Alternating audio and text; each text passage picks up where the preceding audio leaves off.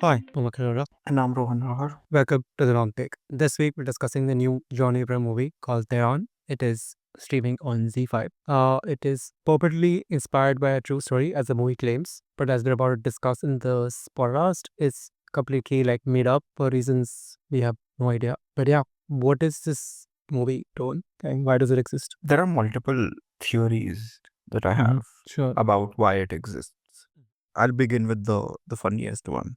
Okay. Is that I do you know how like back in the day when like the supermodel era was at its peak and the common kind of stereotype was that models aren't the sharpest tool. I think John really got upset by that, and now he's completely determined to be like, look how smart I am. And this kind of whatever quest that he's on is just inadvertently kind of exposing how not smart these movies are, and it's worse because they're trying so hard to be like, look, we read a newspaper, but then you take something off the headlines and then you manipulate it and twist it into something that means nothing. Yep. Right? Because Like it's so far at this point from reality that we basically like I want to like sue them if I can. Like, like it's one thing to like say like surely they're not saying based on a true story, but like the word inspired is doing a lot of heavy lifting here. I suppose because I think I remember that attack, or not even attack, whatever, blast outside the Israel embassy, and that's like a high security area, and obviously Israel is a I think the Israel embassy is a particularly like a fortress in depth.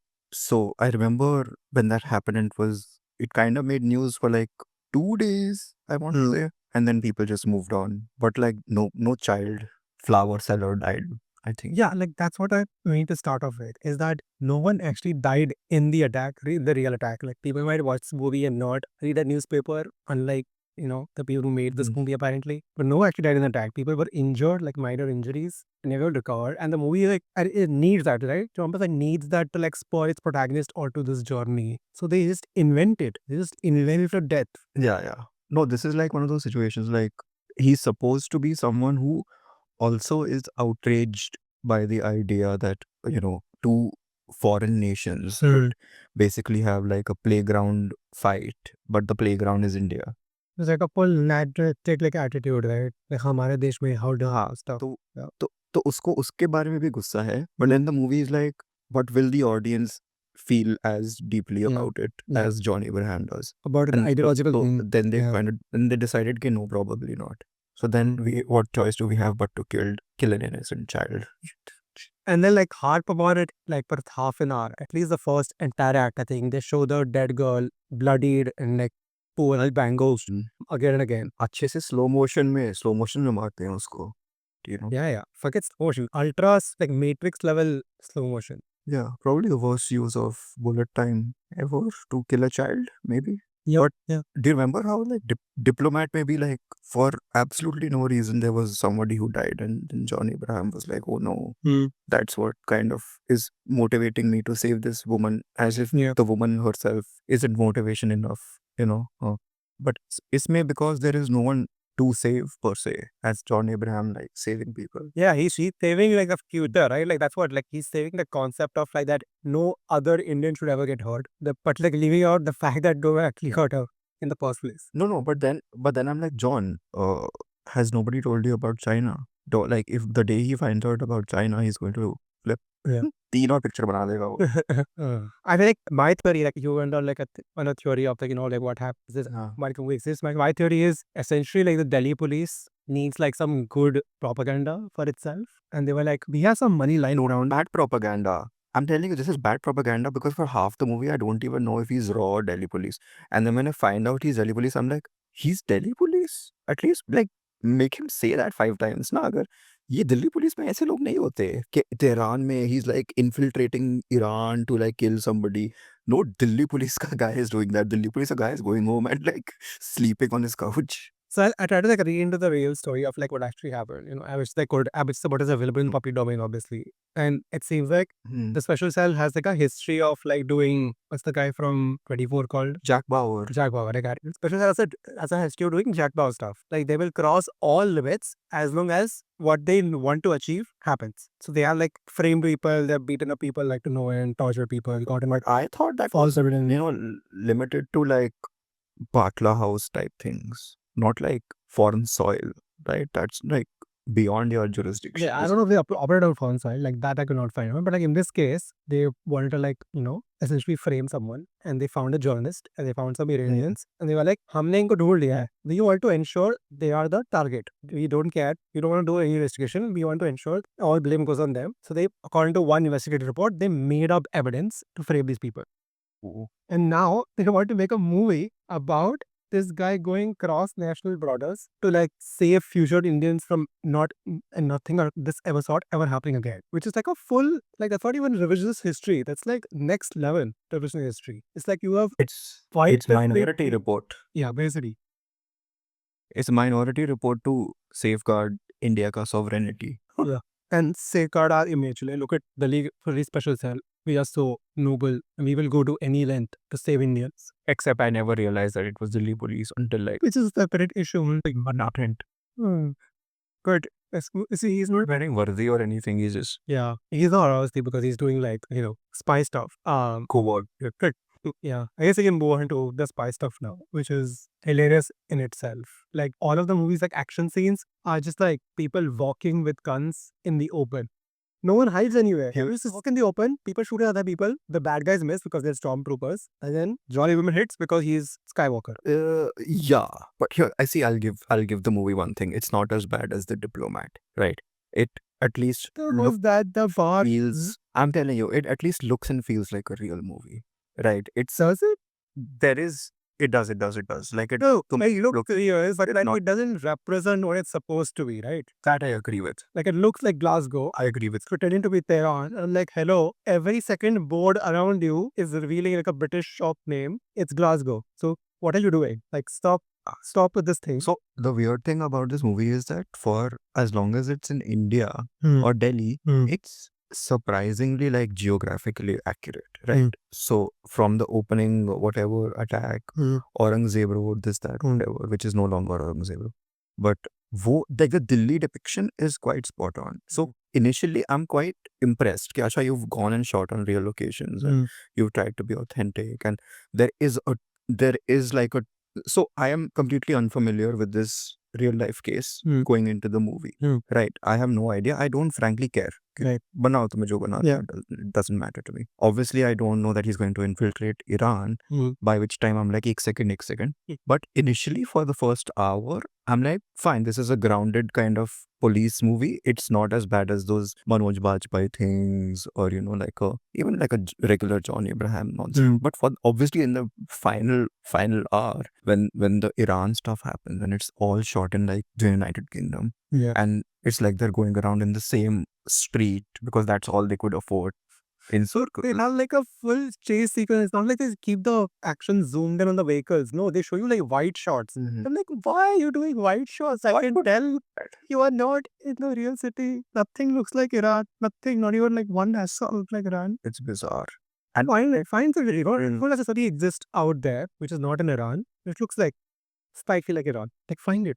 Like Jordan and Saudi Arabia would happily invite you to shoot. Yeah, like they were throwing like, they give you like tax breaks also. But like, why would you go to the UK? Because UK ka tax break is better.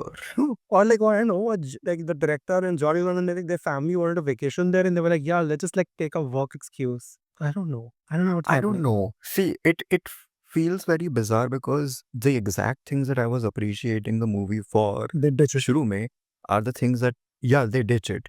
Which also extends not only to like the locations or whatever, but like the ethos, like what does the movie stand for, right? The movie stands for, like we've discussed, कि तुम हमारे sovereignty पे attack नहीं कर सकते, and you can't basically encroach, and plus like dead child, whatever. But basically, John is a patriot, isn't he? He's supposed to be protecting his country. But then he is also the most apolitical dude, and like overtly so. Like he will say in words like, I don't want to judge, तुम लोग लड़ाई कर रहे हो, तुम करते रहो, पर मेरे इंडिया पे कुछ नहीं होना चाहिए. Which the movie does that. And the movie even does that in like text form in the end. Israel kept fighting, but nothing happened in India. Yeah. That is the movie's belief as So well. if you're correct, so if the movie is supposedly a geopolitical thriller, I don't buy the protagonist of said movie being overtly apolitical. So I am going to imagine that you have more than one opinion in your life because you're a human being. But as this character has been written, iska one note hai. It's completely bizarre. I don't know what the fascination for all this is, but like if you were to even analyze the film's depiction of whatever Iran, Israel, it makes no sense for you to sit on the fence, right? Even as a person unrealistically are sitting on the fence, if you are making a movie, by default, the way that you place your camera or the way that you portray your villain is going to be a political statement, right? So for the movie to basically suggest that the crazy villain who gives a crazy villain performance is against Iran, not because of whatever nuclear tests that they are doing, Israel, but because he is pro-Palestine, right? Is what I'm led to believe. Now that is a very weird. But could ultimately be like even like a thing he's doing just to like like point things in the wrong direction or something. हाँ नहीं तो but मुझे समझ नहीं आ रहा कि तुमने वो चॉइस मेक करा है ना टू पुट अ झंडा behind him Yeah. and you have made Yeah. you have made that choice, so why would you make that choice as opposed to saying Israel? At one point when like that she only appears for like 5 minutes in the movie, but Elnaz Daruzi like surrenders herself to the police. And then John interrogates her. He mocks her with the same approach. He's like mocks her. He's like, oh, you're supporting these like nonsense. हाँ, he does that and so I'm like एक second अब तेरा suddenly opinion आ गया क्या पहले तो तू बोल रहा था. Yeah. So there is this background में some deal also that's happening, right? And Israel and India is kind of making deals with both countries, and you don't want to disrupt that because of what John does. And sure, but that's like the government ka stance. As a person, are you just kind of echoing the government ka stance? So in your effort to be like, nay, I am a lone wolf and my own country is hunting me, like the last time, which was the diplomat, which ended up being like Kerala story situation, galti se entirely. This movie ends up being I don't know, pro sarkar, pro capitalist thing, which is I don't know. It's completely muddled. I don't think it's pro literally anything at any point. It's just like ये करते हैं फिर अभी ये करते हैं फिर अभी ये भी करते हैं. And I'm like, okay, but like you are nothing at this point. You are nothing. So it's so muddled. But that's the thing, right? If this was like a Golmaal movie or like a houseful movie, That would be like what actually celebrated. We're like, okay. You're mocking each side. Yeah, but this is this movie is supposedly set in the real world, so you can't get away with things that like James Gunn got away with in Superman, right? Which is a stronger political statement than anything that this movie ever does. Even though this movie is supposed to be the political movie, and that's like a cartoon movie. I know, right? The movie is like based in real incident apparently, which again not.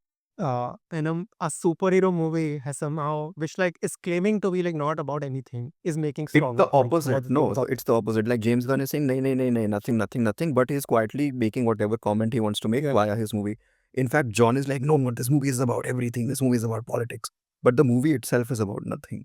When you drop so hard. Thoda sa brain is a What talk to me about brain though first, because like this is a crowd thing, which like clearly they have attached it in the post production because the movie like doesn't feel cohesive in the start. They have like a 30-second intro to like Israel-Iran conflict, right? And then they actually go into the story. So in that 30-second intro, they like give you background on Israel, and then they tell you give you background on the attack. And they say like they were attacked in 3 locations in like New Delhi, Bangkok, and Georgia. Okay. And at this point, I have no like knowledge of the attack. Oh yeah. And then after the watching the movie, I had gone and read about the attack. So, oh god, this is like I don't even know how to begin with this. So on the map they show you Georgia as the U.S. state inside the U.S. Okay, which is Georgia. The real kahani of the third book, you will not guess it, is Georgia the country. How? How does this happen? That reminds me of a funny thing. Do you know like those people in Punjab who like promise you that we'll take you to America, like donkey route say and all that, and they kind of take all your life savings and everything. People pay them like 50 lakh rupees, crore rupees. Ke le jao. So apparently there's a scam where a bunch of like people from like Ludhiana and stuff are ending up in the state of Georgia, in the country of Georgia. And yeah, they've been told कि अब हम आपको like Georgia में भेज रहे हैं, America में, and like suddenly Georgia is full of people from Ludhiana, like the country. This serious movie about like bomb blasts and geopolitical thriller has the audacity to not even check the real incident and publish the entire movie for like streaming platform in 200 countries. My God. Give it an award for something.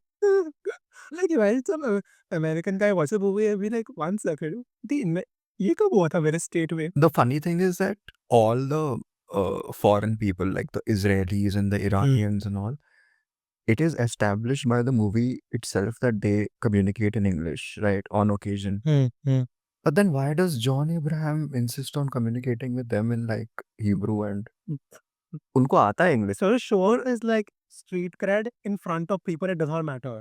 Like it would make sense, you know, if he was like thrown into Tehran for like 6 months and he's living amongst the locals and he's pretending to be like a local guy, then it makes sense, you know, he's trying to blend in. But he will be like with one guy who knows who is from India because he's like the handler, and then he will speak in local language to that one guy. That one guy knows English also, by the way, which the movie has established already. Yeah. Exactly, because he's like an, you know, he's a fixer, he's a handler. He has to speak multiple languages. It's so funny. And he's Delhi police. Just international diplomats. Yeah.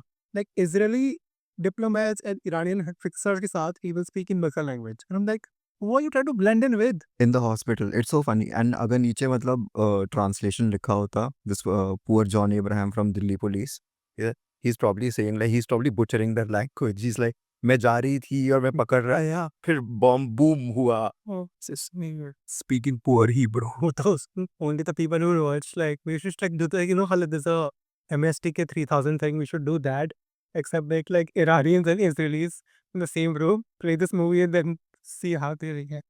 Oh yeah. Those scenes. They'll probably solve their conflicts. कि like, ये हो रहा है? Is this what we are worth?